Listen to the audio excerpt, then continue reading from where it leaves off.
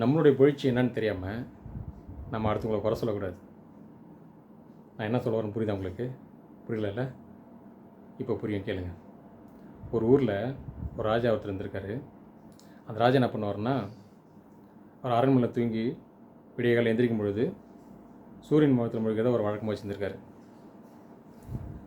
அன்று ஒரு நாள் என்ன பண்ணியிருக்காரு, இரவு நேரத்தில் தூங்கி எழுந்திரிச்சிட்டு விடிய காலில் அரண்மனை ஜன்னலை திறந்துருக்காரு. திறக்கும் பொழுது எதிர்த்தாப்பில் ஒரு பிச்சைக்காரன் நின்றுருக்கான். அந்த பிச்சைக்காரன் முகத்தில் முடிச்சிட்டார். ராஜாவுக்கு ஒரு அதிர்ச்சியாக இருக்குது.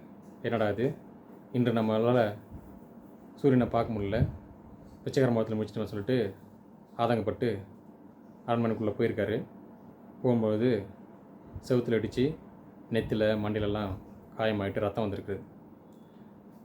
இதை நினச்சி ரொம்ப கடும் கோபமாகிட்டு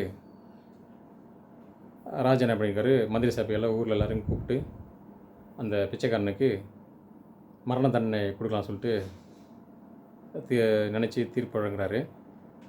தீர்ப்பை பொதுமக்களும் மந்திரி சபையும் ஏற்றுக்கிட்டாங்க. இந்த பிச்சைக்காரனும் ஏற்றுக்கிட்டான். பிச்சைக்காரன் என்ன பண்ணியிருக்கான், ரொம்ப ஆனந்தமாக சிரிச்சிருக்கான். எல்லோரும் கேட்டாங்க.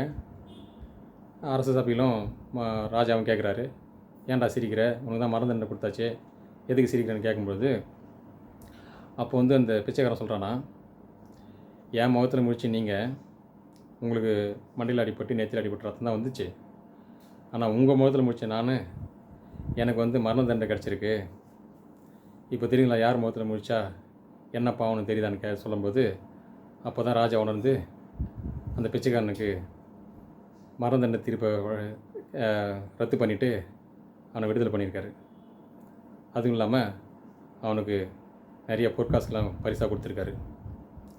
இதுலேருந்து என்ன தெரியுதுன்னா, நாம் ஒருத்தவங்களை கை நீட்டி ஒரு தப்பு சொல்லும்போது நம்ம பக்கம் திரும்பி 3 விரல் நம்ம பக்கம் தப்பு காமிக்கும். நம்ம அடுத்தவங்களை ஒரு தப்பு தான் காமிக்கிறோம், நம்மளை நோக்கி 3 தப்பு நம்ம பக்கம் இருக்குன்றதை எல்லோரும் உணரணுன்றதுக்காக தான் இதை நான் சொல்கிறேன். நன்றி, வணக்கம்.